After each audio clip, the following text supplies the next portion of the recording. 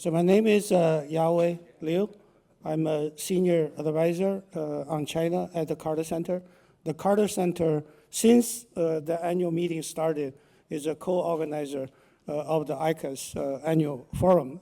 We are very privileged and honored to be part of this series. As Dr. Wu mentioned, this is the 11th year. I think we've been a big part of the 11th year, and we share the same mission because it's President Carter who normalized the relationship. You know, it took great courage and vision to do that. I think the leaders of both countries last night also made a very important step toward stabilizing the relationship. So before our panel starts, I just want to share my two personal views of what happened last night. Number one is where the meeting took place. We heard numerous times from Zhou Wenxin. It took place in Busan. Initially, it was said it was somewhere else, Qingzhou. But Busan, if you remember, in the summer of 1959, after North Korea broke through the 38th parallel and started the march, all the South Korean forces were pushed to Busan. And they were about to be pushed into the sea, and then the whole Korean peninsula would be reunited. And then there is the Incheon landing by General MacArthur, which changed the whole situation on the battleground. So I think it's, you know, if without American and the UN intervention, we wouldn't be here to talk about many of these issues because that wouldn't be the meeting place for the two. And it's an American air base.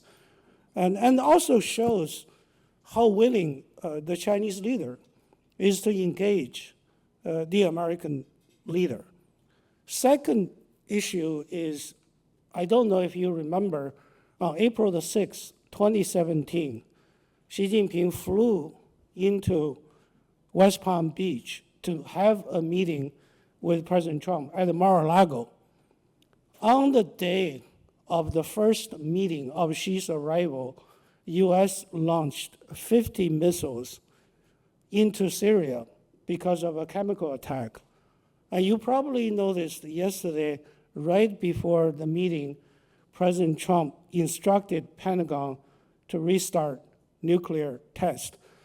I don't know whether this is, you know, the launching of the missile attack of Syria before the meeting and then the announcement of the restarting of nuclear tests before this meeting. And if you read the New York Times article today, that's basically saying the meeting is good, but people are more concerned about a new round of nuclear proliferation and arms race. So that I just cannot help but to share, you know, these two personal views.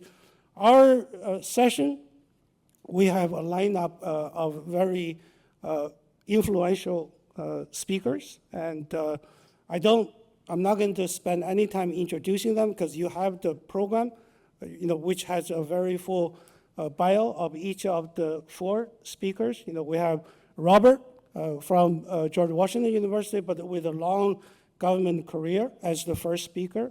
And then we have Jing, who is purely academic, but very, very close to the policy-making community, you know, when he was here in the U.S. and when he was in Singapore, and now when he is in China. Our third speaker, of course, is the sometimes lonely voice in Washington, D.C., but like lonely voice now is becoming more and more influential, if I can use that. It will be our third speaker. And our last speaker is Li from Europe. He will share with us sort of the role of Europe in U.S.-China rivalry. And all our speakers will come over here, deliver their initial remarks for about 8 minutes. Our first speaker will be Robert Sutter. Robert, the floor is yours. Hi, everybody. It's great to be with you today. I'm dealing with the impact of President Trump on the Indo-Pacific and the competition between the United States and China on the Indo-Pacific. I'm doing a book on this. I've done about 250 interviews, and this is an interim sharing with you what I found. It might be helpful to you, and it's sort of a situation report. It tries to be as factual as possible. So a couple of things I would point out. First, we've never had a president in my lifetime that's as powerful as Donald Trump. Please keep that in mind. I think you all understand why, but I've never seen a president as powerful, by far. So therefore, he has a great impact on whatever he does. And what he's doing in the Indo-Pacific is very disruptive, as you know. And you have the tariffs are much worse than were expected by people. You have all sorts of allies and partners being treated just as badly as other countries. You have the harsh treatment of Ukraine and how that upsets the allies in Europe, in Asia. They might get the same treatment. And then Trump's just put aside Biden's approach of dealing with allies and partners, and the cutting of foreign aid, and his statements on Greenland and Canada and others. He doesn't respect international law and international norms of sovereignty and things of that nature. It's extremely disruptive, and it has an overall negative effect on allies and partners, which I think, and everybody's familiar with that, I think, and they understand that this will probably be the way forward. In other words, the United States is going to lose influence, particularly with allies and partners, because they're very disappointed with Mr. Trump, and they're not going to cooperate with him in dealing with China very much, because they have to be careful. They don't know what he's going to do, and he's very disrespectful of them. So this is something that's, I think, commonly known. These are the negatives. I'll talk about this eventually, but I want to talk about the positives, because these don't get much attention, and I think you need to pay attention to it doesn't offset the negatives, but it's pretty significant. And that is that there's been no real shift in the situation in the Indo-Pacific as far as U.S.-China rivalry or competition is concerned. It's pretty much the same as it was. And there's a lot of noise and a lot of disruption, but not a big change. Why? Well, there's been a lot of positives for the United States. You have to appreciate this. It's mainly for America's benefit, but it strengthens America. What's happened here? These countries have all lined up to make deals with Mr. Trump that are very advantageous to the United States economically. It's a wonderful thing for the United States. And so the U.S. gets much better access to these markets. It gets large promises of investments in the U.S., gets large purchases of U.S. advanced manufactured goods and natural resources. It gets commitments to assist U.S. shipbuilding industry, and it provides about $30 billion a month in revenue. That'll be very helpful in dealing with the budget deficit, which will be increasing a lot with the passage of the big, fat bill, beautiful bill that passed in July, the appropriations bill, full of tax cuts, and this will make for good statecraft. In other words, and we're balancing the budget here with this revenue. And then there are other reasons why that this is advantageous to the United States. Mr. Trump's success challenges China's longstanding image as Asia's most important economic power. Trump is highlighting the importance of access to the U.S. market in undermining China's image as the region's undisputed dominant economic leader. Today, the U.S. economy is a lot more prominent in calculations of regional businesses, governments, and expert commentators. Despite all the negatives, this is very important. And China is comparatively less important, especially as a consumer of regional exports. China's weakness as a consumer of regional exports is enduring. And further weakening China's image is the calculus of regional governments as an attractive economic partner. They view Beijing as, they see Beijing's ongoing major export campaign very negatively. The campaign has a major negative impact of regional governments, which are seeking Chinese and foreign markets for their exports previously sent to the United States. What do they find? They find China doesn't buy these things, and they find those markets elsewhere, and even their own markets, are flooded with Chinese exports, produced with subsidies and full backing of the Chinese party state, and priced to undercut and often destroy foreign competitors. So this is the environment that's happening. I've asked my Chinese official friends about this sort of thing. Are they worried about this and so forth? And they don't seem to have any position on this. It seems to be they just say, well, we're open and that type of thing. Another important reason for this stasis, that there's no change here, is China's behavior. U.S. allies and partners have increasingly aligned with the United States because they all have had very negative experiences with Xi Jinping's government applying pressures to force them to accommodate Chinese preferences. For many, the U.S. alliance or support are essential to preserving their vital interests in the face of Chinese pressures. These governments, unhappy with Trump, talking to the Chinese, thinking they might get some benefit out of this, have found that despite friendly words and posturing, China remains unflinching in pursuing its ambitions at their expense. They're continuing to do what they've done, which is the watchword in China, it seems. And privately, some Chinese officials acknowledged Beijing's wariness in the face of the Indo-Pacific governments aligned with the United States until recently, now seeking better ties with China. They say they swung that way, they could swing back. Okay, now the negatives. I think you're familiar with it on the media, but just making a point or two, only 2 countries in the whole region are enthusiastic about Trump. That's Pakistan and the Philippines. Cambodia is sort of pretending that they're happy about it, but I'm not sure they really mean it. And much more common is the grudging signing of these agreements and the resentment of the pressures that they're under to come to the United States, be the supplicant for, they don't like this at all.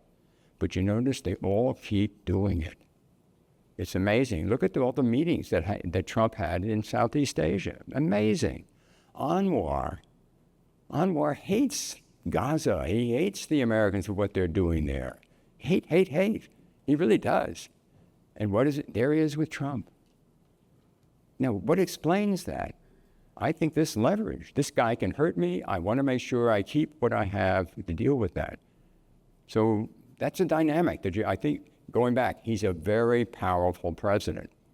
And there's nothing in his way in this country to block this. There used to be responsible people in his government. They're not. They're now. Everybody's accommodating. So where's China, though? China's steady as it goes. And in the region, there are lots of countries that aren't alienated from China. They haven't received pressure from China. And so China's steady efforts and they don't mind being part of the express that China's going to have, part of the production chain that China dominates. They don't mind, and that's good for them. So I think they will be an area where China will advance. So looking forward, I would say no big change, but China probably will advance because of these countries. And I'm talking about here, let's see, countries like Cambodia, Myanmar, Indonesia, Bangladesh, Malaysia, Thailand, Papua New Guinea, and Fiji are my examples of that. So that's the picture I have. Please pay attention to the positives. I think they get very little attention. I think the negatives are well known. And so I'd just like you to think about that. So thanks. Our next speaker is Dr. Hangji from Shanghai International Studies University, formerly with the Brookings, just here in town.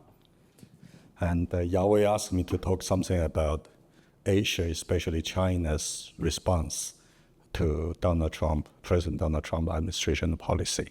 And I'll say a few words just on that. When President Trump came to power second term, it was a surprise to China. Very few people in China or in Asia in general predicted that he's coming back a second term. And frankly, I was one of very few who predicted he's going to make it, largely because the Democrats is running a self-destructive campaign from day one. And they failed. It's not Donald Trump succeeded. But by having said all of this, the first thing China or outside China look at Donald Trump administration, its policy from 2 levels. Number 1 is on a personal level. Number 2 is on the whole situation. Let me talk about personal level.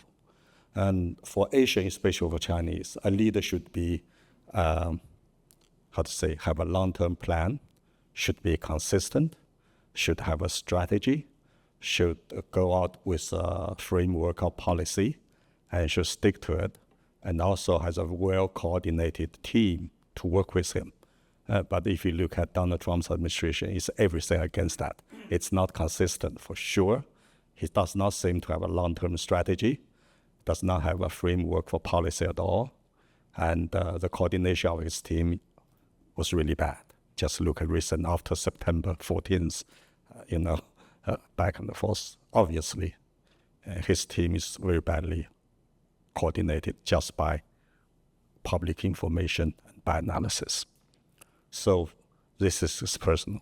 And on the administrative level, on the overall situation level, that you look at United States, which was a hegemon power on earth, but we do know that since the first term, Donald Trump and Biden, and now the second term, it's still very arguable. You can still argue that if United States as a nation is declining or not. I, for a person, believe that it's very resilient. But as a leader, as a hegemon power, the capability of the United States to manage global affairs, to manage world affairs, is declining and declining very steadily. That's for one. And secondly, that you see there is a very deep internal division, politically, economically, socially. And this division is almost irreconcilable. That's very bad for a nation like the United States. And because of that, we see an increasing polarization of politics and policymaking. And to me, the fundamental issue is that there's a division of national identity among Americans. The two groups of Americans, each one of them sees the other side as an enemy, as a fake Americans. The two groups, they hate each other more than they hate the outside enemies, either Russian or Chinese. They really see the others as the evil side that will damage or destroy United States of America as they see. So that's a very big problem. When you have this problem, then the Chinese look at it, and then when Donald Trump comes to power, another issue or another phenomenon becomes very clearly. That is, ever since World War II, 1945, the U.S. policy internally or externally is based on the foundation for that is what we call Wilsonism or Wilson-free internationalism. Basically, three areas. Number one, United States try to promote a global economy called free trade or not. Number two, United States try to build up alliance system, especially after 1991, try to build up a so-called international free order based on this alliance system so that to support the so-called hegemony of the United States. Last but not the least, the United States always try to follow, or not always, at least most of the time try to follow, set up kind of rules which United States dominate, but United States also followed. But now all three gone. First, Donald Trump totally abandoned the so-called Wilsonism. If any of us who study history know that he's going back to Jacksonism. No allies is useless, and international order, useless, and of course, rules of game, forget about it. He's going back to a kind of major power game or major power relations. If you look at his diplomacy after second term, which he controlled his whole team, his resources mostly spent on four major powers, China, Russia, and a little bit India. The others is all on the menu instead of at the table. So if China facing this kind of power, China realized the change. The change is number one. It's no longer China against U.S. and U.S.-led alliances anymore. It's one-on-one, United States and China. This gives China enormous advantage and also give China a kind of chance to play divide and rule. Of course, China would do that. Why not? And secondly, China says that the actual U.S.-China competition or rivalry is actually a facade. What's really going on, in my view, is a race between two major powers to see who gets its house fixed, who gets its house in order first, because the formidable challenges for both Donald Trump and Xi Jinping comes from within, from their own country. For China, the most formidable problems is China's economic restructure to how to sustain China's development and therefore how to maintain the kind of economic globalization which China rely on, because China is number one manufacturer partner, trading power. China cannot do without the world. That's why when Xi Jinping said, only when the world is doing well can China do well. He meant it. Indeed, that's how China's approach. I think that approach makes China ahead of United States in terms of moral high ground already.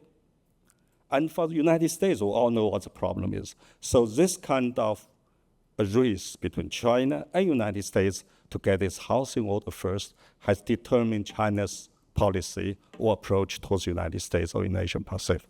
First and foremost is that China has adopted a lot of very, very, I would say, proactive internal policies to fix China's economy. If you look what happened after the September 18th. So why September 18th? Because the United States lowered the interest rate and China is all in terms of very proactive fiscal and financial policies. And China worked very hard, for example, to keep the stock market steadily rise. China really tried to fix internal problems. China really had to fix the kind of land dependency policy and so on and so forth. And China worked all the way out with global South countries and countries like European countries and India and so on and so forth. If you look at the overall picture, China is moving ahead. The first. Second, China will stand firm against United States of America under Donald Trump. China will not cave in, will not give an inch. China stand very firm. You just look at how the two sides negotiate with each other. I would say that if I would advise for Donald Trump, I'd say this is a very bad way to negotiate any deal. And China stand firm. China knows where the leverage it has. China knows how to use this leverage to get where Donald Trump they wanted to be and stand firm. Last but not the least, I'll finish. China's foreign policy has a fundamental change, especially in terms of security. For the first time, Chinese leadership has made it very clear that China would not allow, I quote, the ravages of war to get into Indo-Pacific. 不让战乱进亚太, that's how Chinese say it. Because of that, Chinese military has been unprecedentedly to show its muscles in the past 2 years. They even learned from United States of America, send a fleet to Australia to do some very bullish or assertive moves there.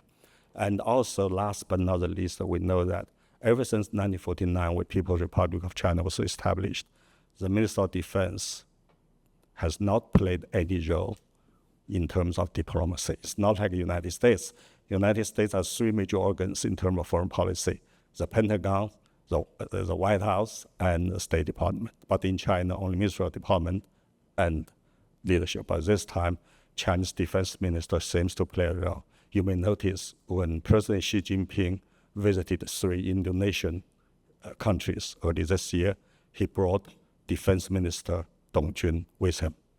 If you look at the history, Mao Zedong, Deng Xiaoping, Jiang Zemin, Hu Jintao, they never brought defense minister with them when they went abroad to visit. By this time, Xi Jinping brought defense minister with him. And when the Indonesians came back, said, oh, we want to improve our relationship because Indonesia tried to strike a deal with Donald Trump. They sent the first Minister of Economy and the Minister of Foreign Affairs to Washington, D.C., tried to negotiate a deal with Donald Trump. It failed. Then they went back. They tried to resume the good relationship with China. They invite, I'm done. Yeah. And then Foreign Minister Wang Yi went to Indonesia to visit, and Wang Yi went with Defense Minister. This so-called 2+2 visit, it's a sole monopoly of United States. Only United States have been doing that, but now China has done that. Why? Because China makes sure if China will not initiate any troubles outside Indo-Pacific, against our Asian Pacific against the United States. But now I think China shows resolve, determination, and capability. It does have this capability and resolve to prevent any war starting in Asian Pacific. In that regard, Taiwan is not an issue anymore. Taiwan is China's internal issue, and the Chinese leaders does not want to talk about it with any foreigners, including the United States. Thank you. I think Dr. Huang ends on the perfect segue for Michael Swaine, Taiwan. So he's going to talk about Taiwan and where he stands on this issue, or his recommendation to the Trump administration. Yeah, so I'm going to talk about Taiwan. I'm going to take a sort of longer-term view. Just starting by, though, talking a little bit about the Trump-Xi summit and saying, you know, I think the Trump-Xi summit showed that there is some basis for short-term stability in the relationship. I didn't see it as being all that significant, frankly. It has stopped the tit-for-tat, but it's not really fundamentally altered the dynamics of the relationship, which are negative. You have basic political, ideological, strategic, and structural differences between the U.S. and China, and among those, from a security point of view, Taiwan is by far the most important. It's the only issue that can really, in my opinion, provoke a major war between the United States and China, and it could. Now, the U.S. policy towards Taiwan and Chinese policy have always had tensions built into the policies. The United States has had, on the one hand, the one China policy, not challenging China's view on Taiwan without formally recognizing it, while at the same time providing assistance to Taiwan. Real tension there. And the Chinese have been committed to unifying with Taiwan, but have said that they have a preference for peaceful unification, but they're not going to renounce the use of force. Tension. The resolution to this, I shouldn't say resolution, what has created stability in the relationship has been the understanding of the credibility of the one China policy on the one hand, and the credibility of the Chinese position for peaceful unification as a priority on the other hand. And also an assumption that Taiwan was not going to rock the boat. An ability, particularly in the United States, to believe that Taiwan will not really provoke the situation and make relations between the U.S. and China more difficult. Now, all of those understandings are now eroding, in my view. Taiwan itself is moving towards a kind of one China, one Taiwan identity, away from its past identity, which was a one China concept under the Republic of China Constitution.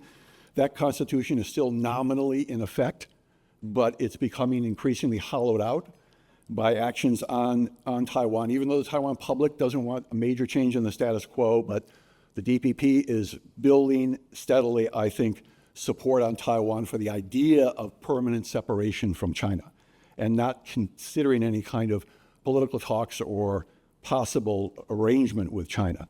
China, for its part, is becoming more repressive and intimidating. It's depending more on deterrence in trying to deter Taiwan from moving in these directions and to caution the United States.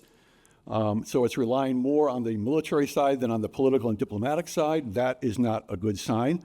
It's also conducting what people call malign operations on Taiwan to weaken morale on Taiwan. That is not a positive thing.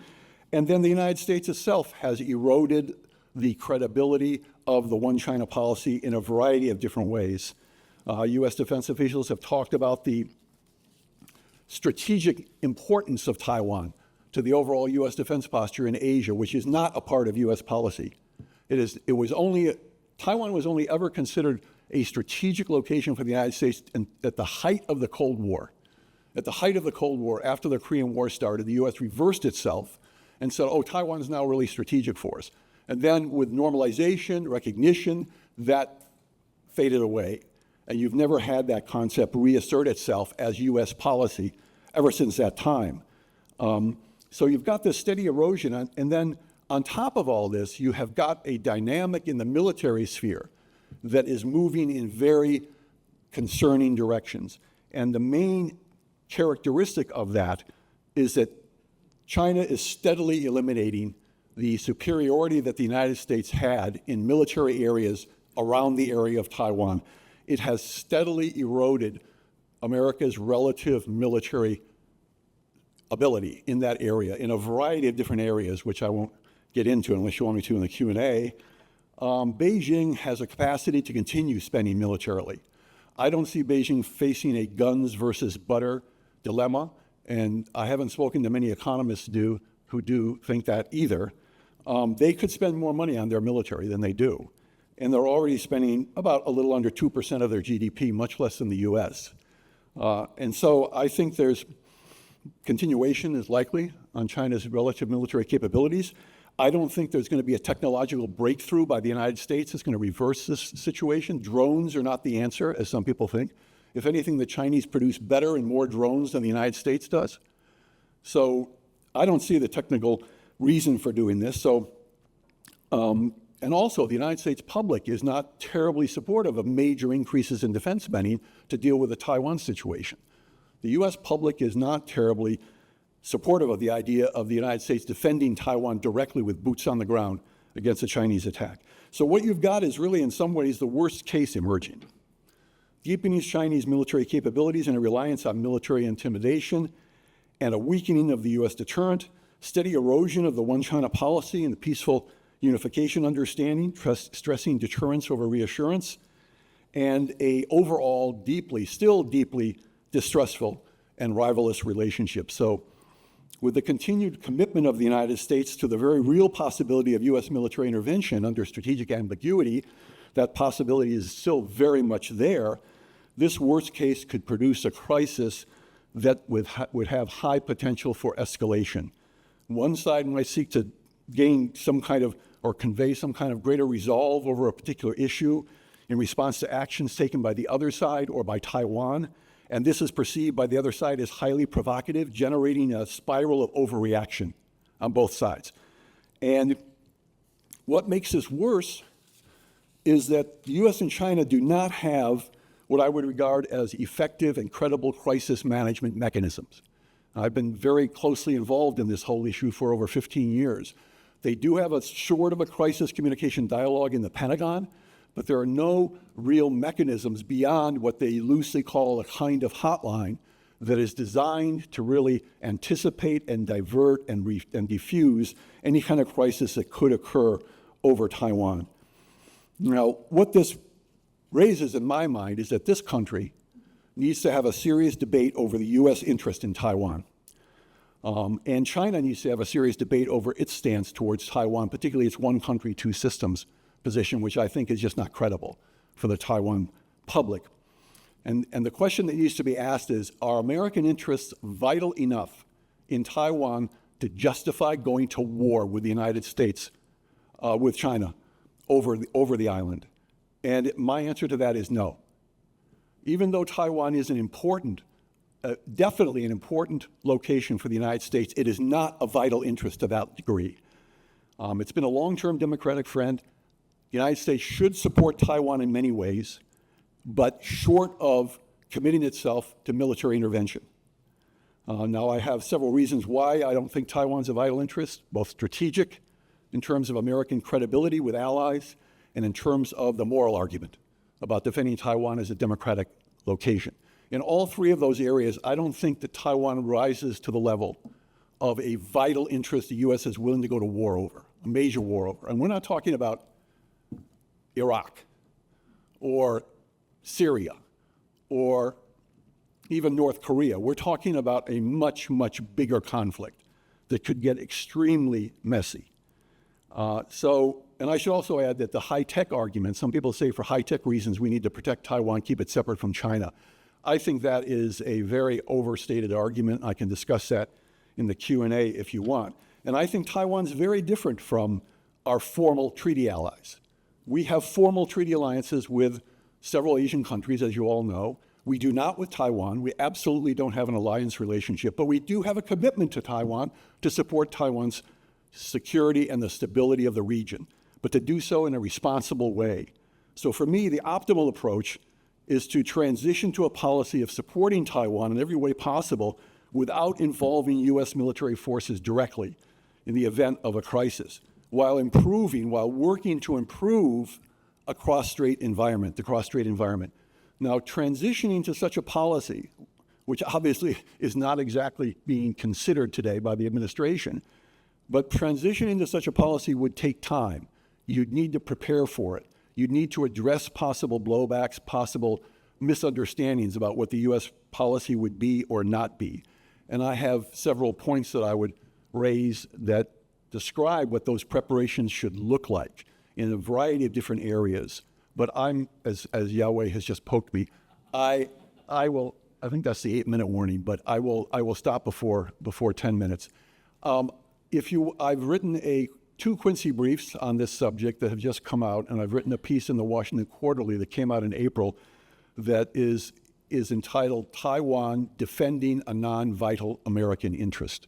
So you have to make that distinction. I am not arguing for throwing Taiwan under the bus, which some people will interpret this as being, but it's not that argument. It is an argument about American interests, how far they extend, and how we can best protect them without ending up in conflict with China. I'll stop there. Thank you. Thanks, Michael. Our last but not the least speaker is Yang Li from Institute of China-European Studies, another brainchild of Dr. Wu. Thank you, Yawei, and it's my pleasure to, and also the ICAS pleasure to co-host this event for the second year with ICAS, and I'm very pleased to come back to Washington, D.C. And my observation as a Chinese scholar based in Brussels, so my interpretation on European reactions to U.S.-China relations might be a little bit unique, maybe quite different from the pure European point of view. I still remember that last year or 10 months ago when we gathered here, at that time Trump has already been elected but not inaugurated. So the first shoe has already been dropped on the floor, but we were waiting for the second shoe to fall. And now the second shoe has already fell on the ground and creating a much bigger shock to the world than expected, I think, especially to the Europeans.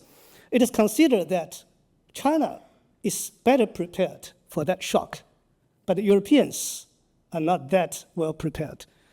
Anyway, I think Trump's return to the White House brought a lot of changes to US-China relations, EU-China relations, and even EU-American relations.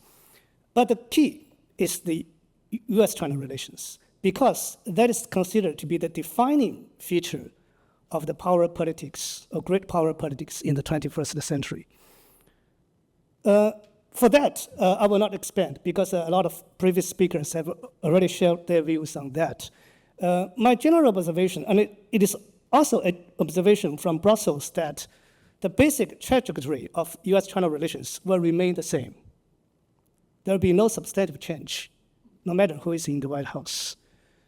But for EU-China relations, I think that is still not big change, because since 2019, when the European Union adopted its triptych definition of China as a cooperative partner, economic competitor, and a systemic rival.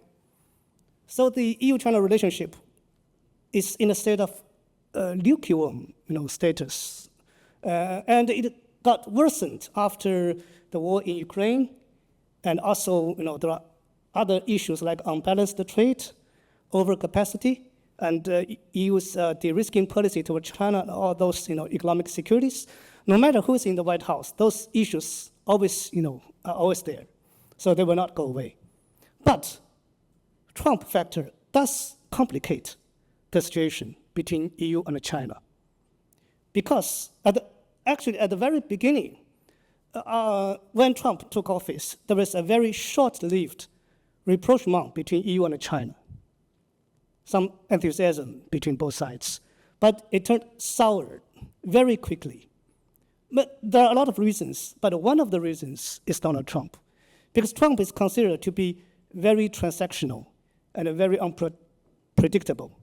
So that cast some shadow over EU-China relationship, or deepened the distrust between EU and China. Because on the EU side, when they look at the US-China relations, there is kind of a growing sense of being caught in the middle, and also being sidelined. Caught in the middle means that Europe is facing fierce competitions from both the United States and China, and also the growing pressures from this intensifying US-China trade frictions and other problems. And being sidelined means that the EU thinks that China does not attach priority to Europe, but more focused on its negotiations with the United States. And even China's police got upper hand when it established certain trade truce with the United States. So China is emboldened to be tough on EU. And sometimes, EU is suffering the so-called collateral damage from this US-China trade confrontations, like this kind of rare earth export control, and the latest case of Dutch government's restrictive measures on China's enterprise and experia. So those are the examples of the collateral damages caused by the US-China confrontations. And the European Union is suspicious that China is pleased to see that collateral damage and want to weaponize that damage to extract more concessions from the European side. So that's the European view. But on the Chinese side, they're also very concerned about the strategic direction of the EU. Now, they are still thinking about that EU is siding with the United States to contain China, and also maybe use China as a bargaining chip to win or to court favor from Trump or to please Trump, to cut more favorable deals with Trump. So this kind of distrust is intensifying. But the most impact, the biggest impact, is the US-EU relationship, because this is quite unexpected. But the opinions are divided, not within Brussels, but also across Atlantic, that one group of thoughts is that EU and the US are still allies, and they share a lot of concerns, in particular regarding China.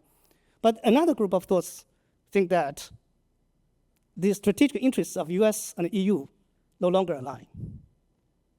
So there are even suggestions that EU should break away from the United States. But that's not quite easy, because I think the reality on the ground is that EU is still very heavily dependent upon the United States in terms of security, especially while it is facing the very pressing security threat from the war in Ukraine. So that's not easy. And it is not easy to establish a truly independent industrial base and defense. So EU paid a lot of efforts on that, but it still takes time to take the final shape. So it's not easy. And there are also some ideological split, or the differences between value systems between the US and the EU. But that will not amount to a systemic rivalry as EU sees China. And the decision-making process within EU is quite different from both the United States and China, because EU is a multilateral institution. So it has 27 member states, and also the multiple institutions, EU institutions, they also compete against each other, and they do not see eye to eye to each other. So it's not very easy for EU to change course as easily as the United States and China does. So a lot of problems facing EU. So maybe the question is that, rather than being the receiving end of that US-China confrontation or strategic rivalry, can Europe play a certain role as a kind of a stabilizing third power in between? Or rather, pay its efforts to shape US-China relationship to its own benefit? According to my previous observations, it is not that likely for the moment. But there's one way for Europe to do something. Europe right now, it thinks that the reason why it is different from the United States and China is that Europe does not want to strive to be the number one in the world. The number one strategic goal of Europe is to build the rules-based international system, which is, right now is hollowing out by Trump administration. Thank you.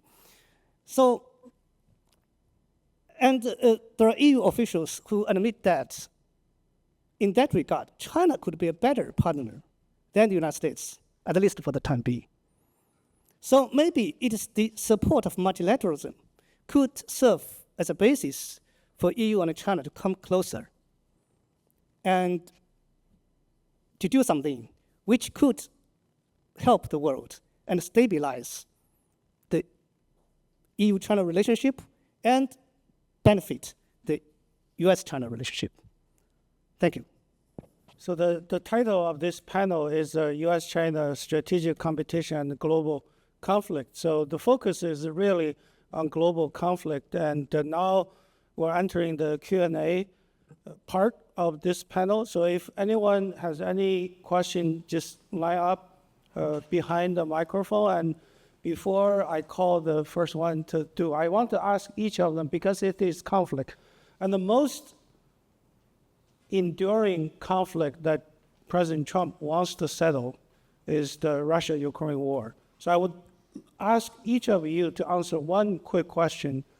So for Robert, is from the U.S. perspective, what would the U.S. want China to do so that this war can be ended? You know, Trump yesterday said he spent a lot of time talking with President Xi about the Ukraine-Russia war. And for Dr. Huang, is what China is willing to do, if China is willing to do anything to help end the conflict.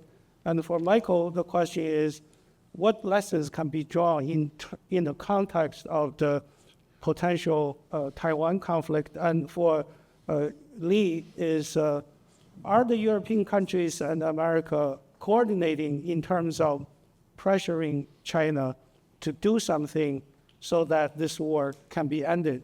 So we'll go to Robert first, very quickly.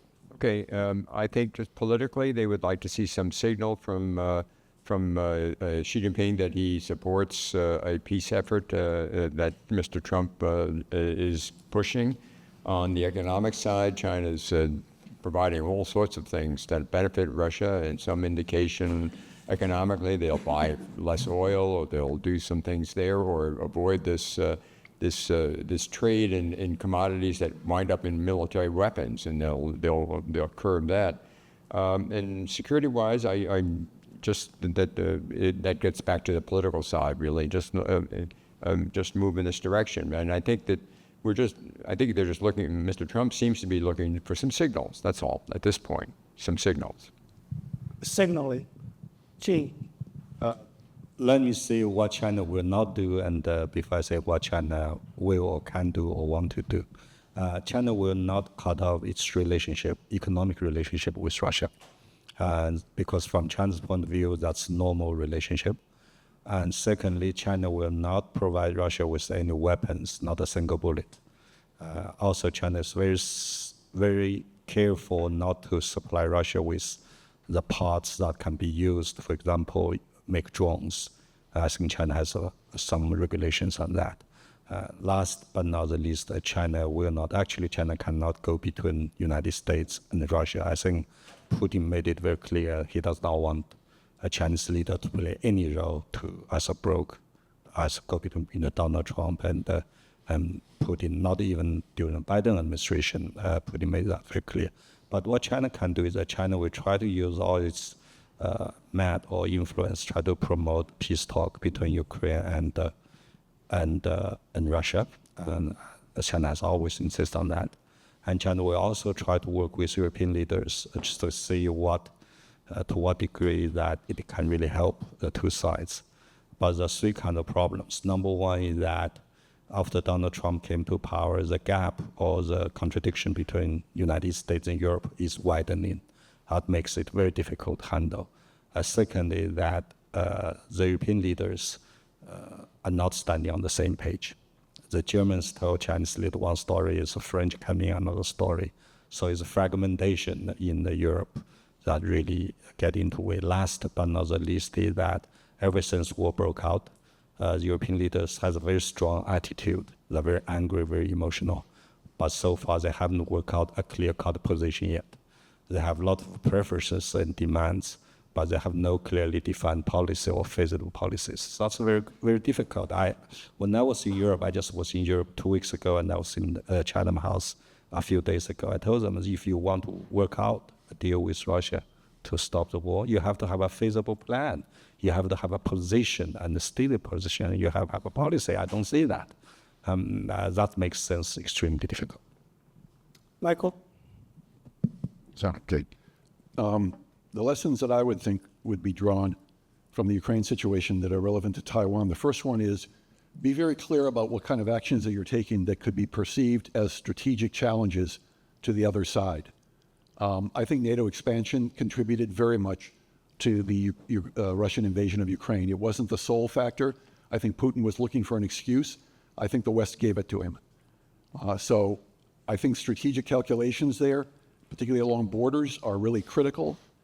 That's one lesson. I think the second lesson is that the Chinese did not draw from the Russian invasion of Ukraine, oh, wow, this is a big success. We can really grab Taiwan now. I think they didn't expect the Ukraine invasion, the Russian invasion. They didn't want the Russian invasion, and they haven't seen it as a success. It's been a hard, tough slog for the Russians for sure, and they're right on the border. For the Chinese, they're across 90 miles of water from Taiwan. So I don't think it reassured the Chinese at all. The other thing that I would say that needs to be looked at is the nuclear dimension of this. Putin threatened the use of nuclear weapons regarding Ukraine. And there was a serious concern within the U.S. administration that, in fact, if Putin were losing the war, he would, in fact, rely on nuclear weapons to reverse the situation on the battlefield. That was a genuine concern in the U.S. government. And it shows that, when you get your back to the wall and you're really losing, or you think you're losing, tactical weapons, nuclear weapons become an option. And you don't want that to happen in the case of a Taiwan situation, but it does exist. Both the United States and China have tactical nuclear weapons. Both of them have talked about tactical nuclear weapons, not with each other so much, but within each other's governments about tactical nuclear weapons. And you just don't want to have a situation where those are entertained. The last thing is, I would say the general U.S. stance towards dealing with the Ukraine issue is somewhat similar to what there's significant differences, but the United States has committed itself to not directly engaging militarily with the Russians over the Ukraine issue because they know what the danger is of escalation in that case. And I think that is a lesson, as you saw from what I said, for the United States vis-a-vis Taiwan. Yang Li. Okay, thank you. I think it's not that likely that EU will collaborate, or there's a collaboration between EU and the US on Ukraine issue, because right now, especially regarding China's role in this conflict, surely the Europeans want China to play, it's always pressing China to play a bigger role in stop Russia to continue this war. But the problem right now is that Trump is not that, always keep shifting his positions, swinging from being soft to Putin and being tough to Putin. So it's quite changeable. So that creates a problem for Europeans. But maybe it's good for China, because in that case, China is in a more advantageous position. And even maybe we could see that maybe there's some, maybe not collaboration, but some understanding between China and the United States. Because yesterday when President Xi talked with Donald Trump, and President Xi praised Trump for his role, constructive role in mediating those regional hotspots. But he took Cambodia-Thailand border conflict as example. It did not mention Ukraine. But it might be implied that China is pleased to see Trump play a bigger role in ending the conflict. So I think that is good for maybe China-U.S. relations, but rather put EU in a very more difficult position. Thank you so much. So now we go to you and identify yourself and make clear who you are asking the question. Go ahead. Thank you. My name is Jia. I'm from Caixin Media in China. My question is actually to all the panelists. Could you summarize in one sentence Trump administration's China policy, China strategy? Because since he took office, there hasn't been a major speech or document that outlines the China policy systematically. So I wonder, how would you characterize it? Thank you. I don't think we have time for each of them to answer. Just pick one. Can I ask the two American scholars, please? Thank you. Okay, Robert and Michael. All right, go ahead, Robert. Okay. Sorry. Just quickly, remember, Donald Trump, to my knowledge, has never said China is a threat. He's unique in American elites. He's never said that. And I don't think he thinks that. If you look at his strategy, it was very hard. He never, once or twice, he referred to his strategy. So you're looking for a document that's not going to make a lot of difference, it seems to me. Anyway, this guy he's so powerful, and he's so unique in how he thinks about China as a national security threat in the context of American leadership. So I'm not sure what it'll be as far as China policy is concerned. So if you see what I mean, because so much else of what's going on is very, very negative. But the big guy, that's how he thinks. So it's very erratic. It leads to it's in a very uncertain situation. Michael. Yeah, I basically agree with that. I would just add that, I think, as we all know, Trump views most of these relationships in very narrow terms as, is the relationship benefiting the United States economically or not? Is that going to be, resonate with my base or not? And he's not that concerned about geostrategic questions. As Bob says, he doesn't identify China as a threat in any way. He thinks he has a working relationship with Xi Jinping. So it's a kind of a very sort of reflexive, in his terms, pragmatic, kind of a narrowly based issue by issue question. How do you deal with China? And it's one where you just want to avoid getting into a situation where you're backed into a confrontation of a military type. He doesn't want that, for sure.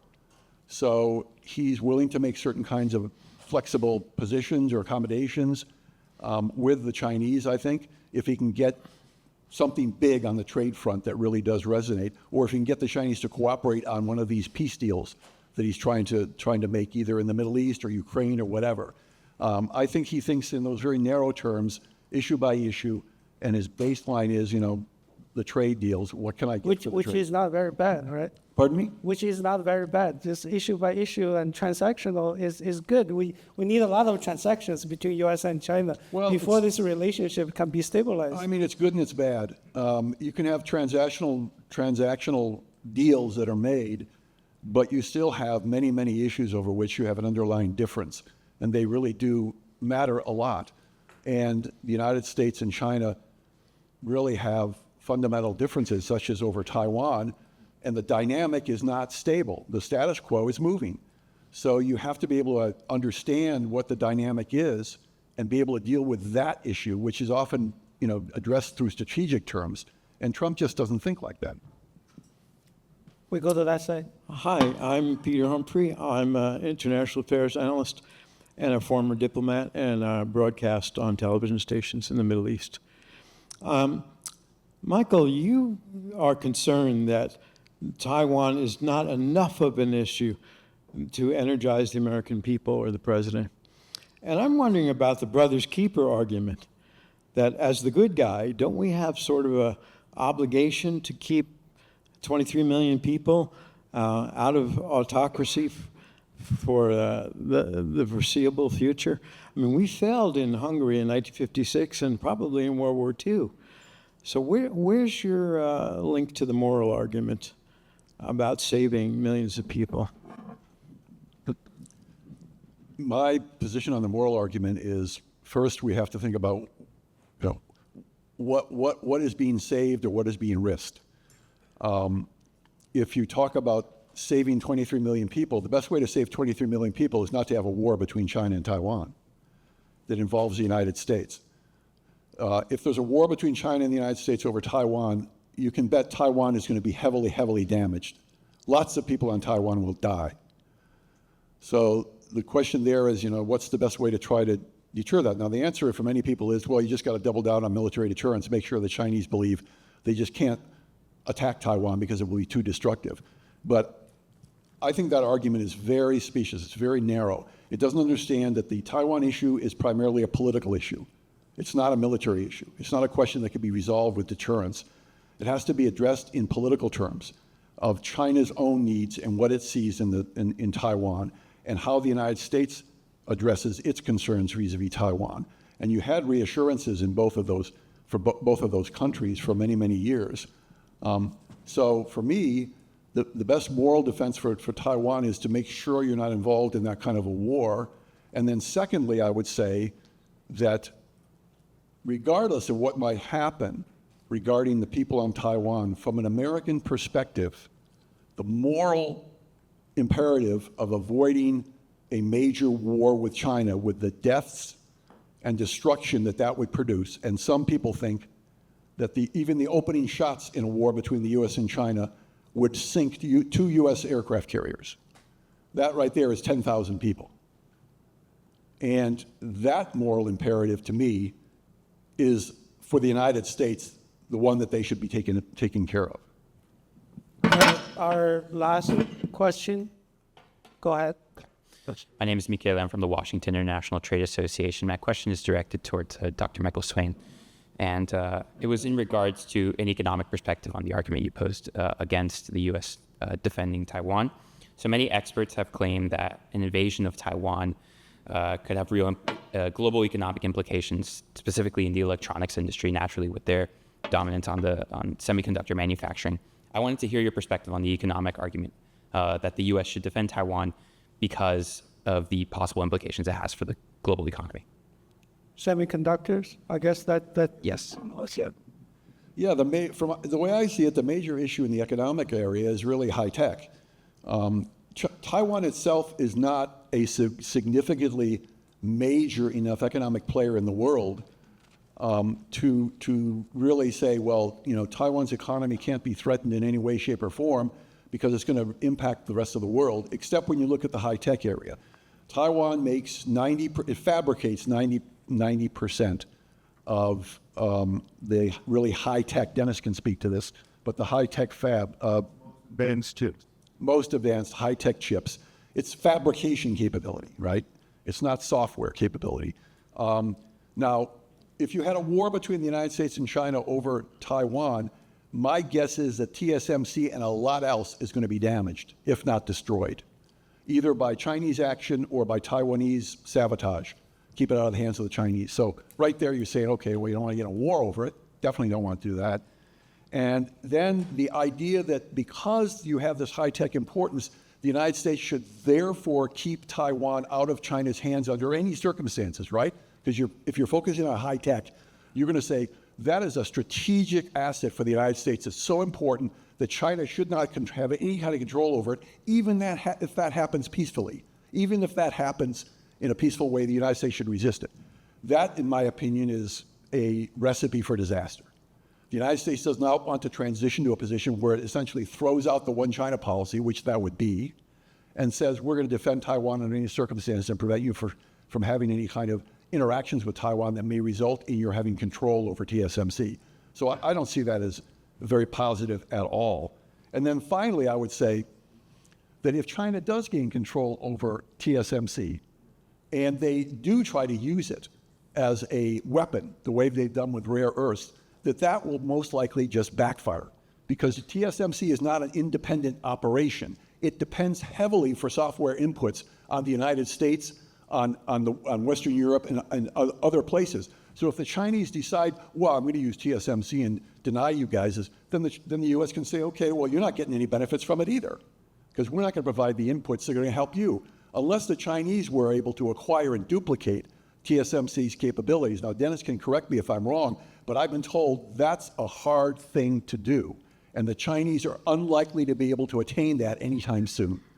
So if they try to use TSMC as a weapon, it's going to shoot them in the foot just as much as it would the United States, so it's a lose-lose proposition. So TSMC, to me, is a bogus argument. Yeah,